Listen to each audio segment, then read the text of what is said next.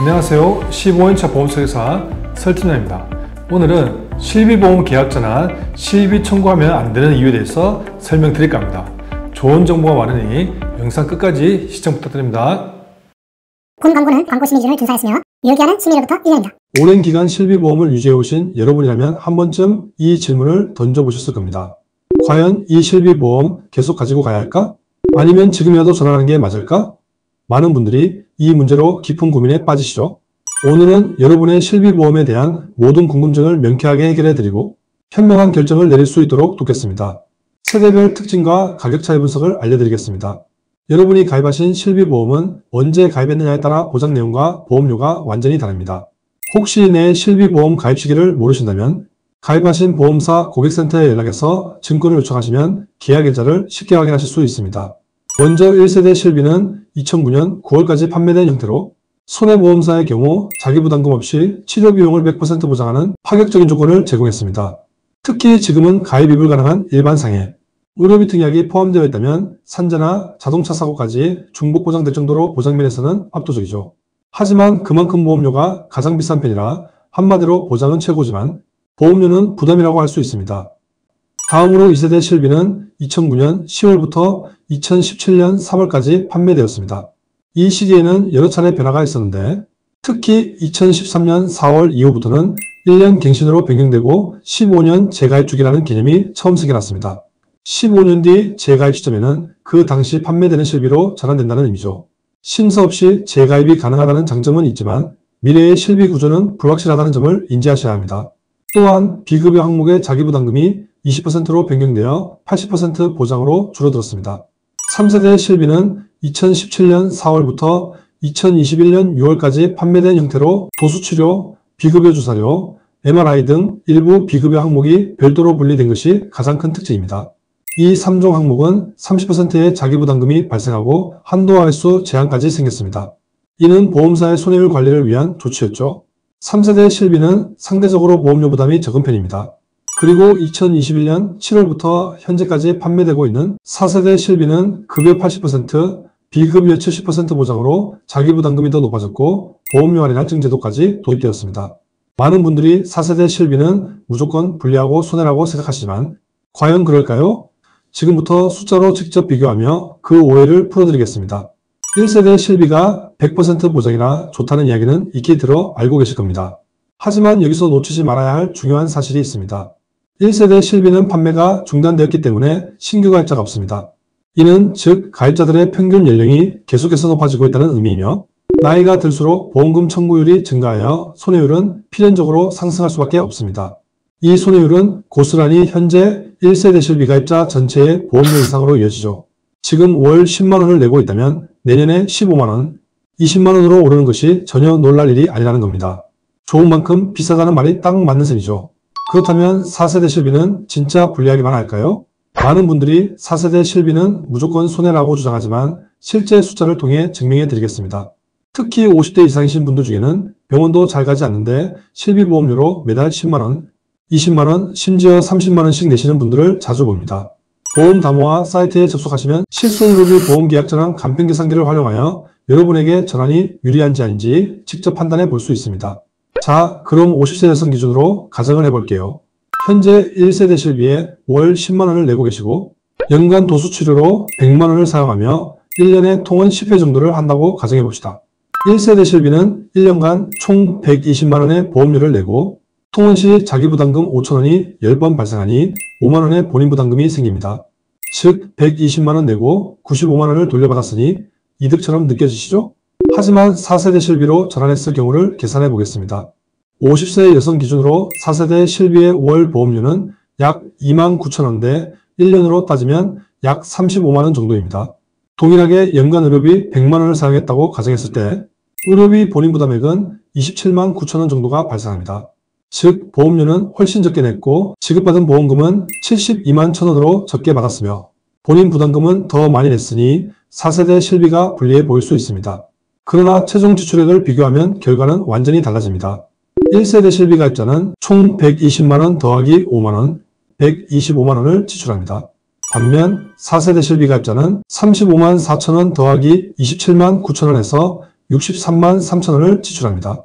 즉 연간 의료비 지출이 100만 원이나 되는 분이라고 해도 4세대 실비로 전환 시 무려 62만 원을 절감한 효과를 보게 되는 겁니다.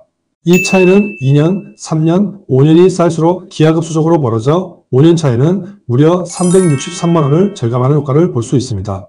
이번에는 상급병원에서 연간 의료비 지출이 200만 원이나 되는 고액 의료비 사용자 기준으로 보겠습니다.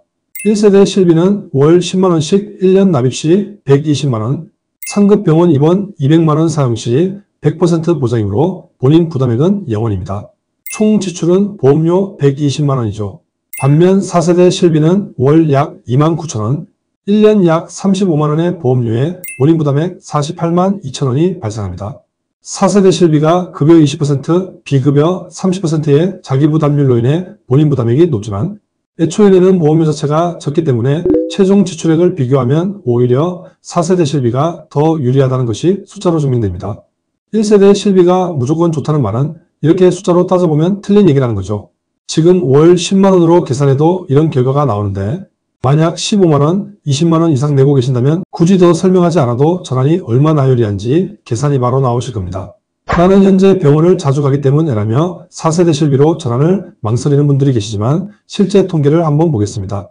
일부 소수의 과다 의료 이용으로 인해 의료를 전혀 이용하지 않았거나 꼭 필요한 의료 이용을 한 대다수의 가입자에게 보험료 부담이 증가되고 있습니다.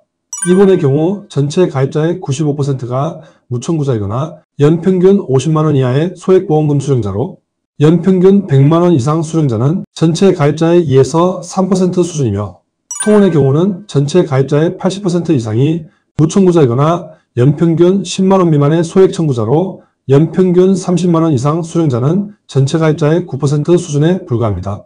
즉 연간 의료비 지출이 수백만 원 이상인 극소수의 경우가 아니라면 대부분의 사람들에게는 4세대 실비로의 전환이 더 유리할 수 있다고 여겨집니다. 또한 많은 분들이 염려하시는 4세대 실비의 보험료 할증 제도에 대해서도 살펴보겠습니다. 할증 대상인 3등급은 가입자 비중이 0.8%, 4등급은 0.7%, 5등급은 0.3%에 불과합니다. 즉, 이 낮은 확률을 뚫고 할증 대상이 된다고 해도 2024년에 120만 원을 써서 2025년에 할증이 되었다고 하더라도 2025년에 90만 원만 썼다면 2026년에는 다시 할증 없이 정상적인 보험료를 냅니다. 이는 소수의 과다 청구자, 이른바 의료 쇼핑을 막고 선량한 가입자들에게는 오히려 할인 혜택까지 제공하기 위한 제도이므로 크게 걱정하실 필요가 없습니다. 청구를 미루는 것이 유리한 이유와 청구 시 주의사항에 대해서 알려드리겠습니다. 병원 다녀오고 바로 실비 청구하면 안 된다는 이야기를 들어보셨을 겁니다. 왜 그럴까요? 가장 큰 이유는 보험 가입 시 불이익을 받을 수 있기 때문입니다. 보험금 청구 이력은 ICIS 보험 신용정보종합 시스템에 남겨되며 이는 모든 보험사에서 조회가 가능합니다. 즉, 새로운 보험 가입을 하려고 할 때 내 청구 이력을 보험사에서 모두 열람할 수 있기 때문에 이력이 많거나 특정 질환으로 청구가 잦았다면 보험 가입이 거절되거나 보험료가 할증될 수 있습니다. 우리가 보험금을 청구할 수 있는 기간은 사유 발생일로부터 3년입니다. 서류만 잘 준비해 둔다면 1년 전 치료든 2년 전 치료든 모두 청구할 수 있죠. 즉, 최대 3년까지 청구를 미룰 수 있다는 의미입니다.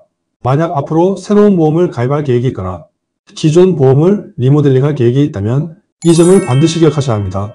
보험 가입 시에는 의무적으로 알려야 하는 고지사항이 있습니다. 이 고지사항을 위반하면 보험금 지급이 거절되거나 보험이 강제 해지될 수 있죠. 고지할 내용이 없는데도 불구하고 청구 이력 때문에 보험 가입이 어려워지거나 할증이 붙는 불필요한 상황을 피하기 위해 보험 가입 계획이 있다면 청구를 잠시 미루는 것이 현명합니다. 고액 청구 시 반드시 알아야 할 서류들이 있습니다. 서명해야 할 서류들과 서명하면 안 되는 서류에 대해서 설명드려보겠습니다. 고액 청구나 다발 청구의 경우 보험사에서 조사를 나오겠다고 하여 당황스러운 상황이 생길 수 있습니다. 이때 손해사 증서가 건네는 서류 중에는 함부로 서명해서는 안 되는 것들이 있으니 반드시 숙지하셔야 합니다. 기본적으로 서명을 해줘야 하는 서류들은 개인정보 제공 활용 동의서, 진료기록 열람 및 사본 발급 동의서, 지원 안내문, 손해사정 교부 동의서, 문답서, 위임장입니다. 이 서류들은 청구 조사를 위해 필요한 서류들이므로 서명을 하셔도 됩니다. 단, 여기서 중요한 것은 작성 방법입니다. 특히 진료기록 열람 및 사본 발급 동의서에 서명할 때는 반드시 진료받은 병원명과 진료과를 빈 곳 없이 구체적으로 작성해야 합니다. 또한 조사기간은 일주일 정도로 명시하는 것이 좋습니다.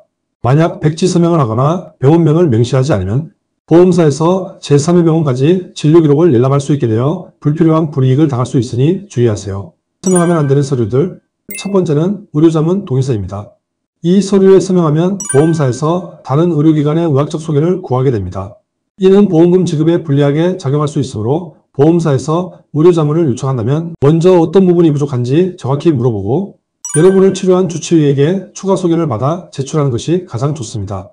만약 의료자문 동의서에 서명해야 하는 상황이라면 개인적으로 판단하지 마시고 독립손해사정사에게 상담을 받아보시거나 동시감정제도를 활용하세요.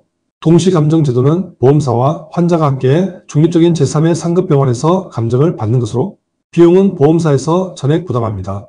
두 번째는 면책동의서입니다. 이 서류에 서명하면 향후 해당 사안에 대해 발생할 수 있는 문제에 대해 이의 제기하기가 까다로울 수 있습니다. 즉, 추가적으로 발생할 수 있는 청구사항들을 사전에 미리 막아버리는 서류이므로 서명해서는 안됩니다. 세 번째는 부재소 합의서입니다. 이 서류에 서명하면 향후 해당 청구권에 대해 다툼이 있을 수도 있습니다. 여러분의 소송할 권리를 포기하는 것과 같으므로 이 또한 서명하지 마세요. 네 번째, 건강보험 요양급여내역서 및 국세청 연말정산 자료입니다. 현재는 개인정보보호법 강화로 본인 동의 없이 타인에게 제공되지 않으므로 직접 발급받아 전달해야 합니다. 그러나 이 두 서류는 보험금을 지급하는 데 큰 영향을 미치지 않으며 보험사가 여러분의 과거 의료비 지출 내역을 자세히 파악하여 고지 의무 위반 등 불리한 점을 찾아낼 수 있는 빌미를 제공할 수 있습니다. 기억하지 못하는 사소한 치료 이력까지 드러나 불필요한 불이익을 당할 수 있으니 의무사항이 아닌 불필요한 서류에 괜히 서명하여 불리한 상황을 만들지 마세요. 실비 전환, 지금이 기회입니다. 지금까지의 내용을 종합해보면 1세대, 2세대 실비가 무조건 좋으니 전환하면 안 된다는 주장은 대부분의 사람들에게는 해당하지 않는다는 것을 아실 수 있을 겁니다. 연간 의료비 지출이 200만원 이상인 극소수의 경우가 아니라면 대부분의 경우 4세대 실비로 전환하여 불필요한 지출을 줄이는 것이 현명한 선택입니다. 많은 분들이 나중에 나이 먹고 아프면 어떡하지라는 걱정을 하시며 비싼 보험료를 계속 내고 계십니다. 하지만 그런 논리라면 내일 당장 발생할 수 있는 모든 사고와 질병을 대비해야 하므로 보험료는 끝도 없이 늘어날 겁니다. 보험은 저축이나 재테크가 아닌 소비자 지출입니다. 고가의 차량을 공짜로 받아도 유지비 때문에 부담이 되는 것처럼 아무리 좋은 보장의 보험이라도 감당하기 어려운 보험료는 오히려 여러분의 소중한 노후 자금을 갉아먹을 수 있습니다. 숫자로 증명해드렸듯 불필요한 과한 지출을 줄여 그 차익을 잘 저축하고 정말 필요한 순간에 사용하는 것이 훨씬 이득인 경우가 대부분입니다. 대한민국에는 산정특례제도, 의료급여제도, 노인장기요양제도, 재난적 의료비 지원제도, 본인부담상한제 등 의료비 부담을 줄여주는 다양한 사회제도들이 잘 마련되어 있습니다. 이러한 제도들을 이해하고 활용하면 불필요한 보험료 낭비를 더욱 줄일 수 있습니다. 잘못된 선택으로 여러분의 노후를 망치는 일은 없었으면 좋겠습니다. 실비보험은 저렴하면서도 광범위한 보장성을 제공하여 대부분의 질병이나 상해로 인한 병원비를 커버해 줄 수 있는 매우 중요한 보험입니다. 하지만 과유불급이라는 말처럼 나에게 맞지 않는 과도한 지출은 오히려 독이 될 수 있습니다. 현명하게 자신의 상황을 진단하고 최적의 선택을 하시길 바랍니다. 지금까지 실비보험 전환과 보험금 청구에 대한 모든 내용을 자세히 설명해 드렸습니다. 이 영상을 보시고 여러분의 실비보험에 대한 궁금증이 해소되고 현명한 결정을 내리는 데 도움이 되셨기를 바랍니다. 저희 채널은 30여 개 보험사를 비교 설계하고 약관을 분석하여 여러분에게 최선의 보험 선택을 도와드리고 있습니다.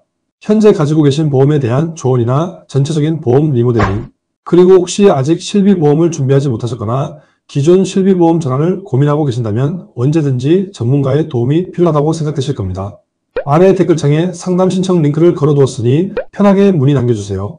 그럼 끝까지 시청 감사합니다. 영상이 마음에 드셨다면 구독, 좋아요, 알림 설정 꼭 부탁드립니다. 감사합니다. 본 광고는 광고 심의 기준을 준수하였으며 유효기한은 심의일로부터 1년입니다.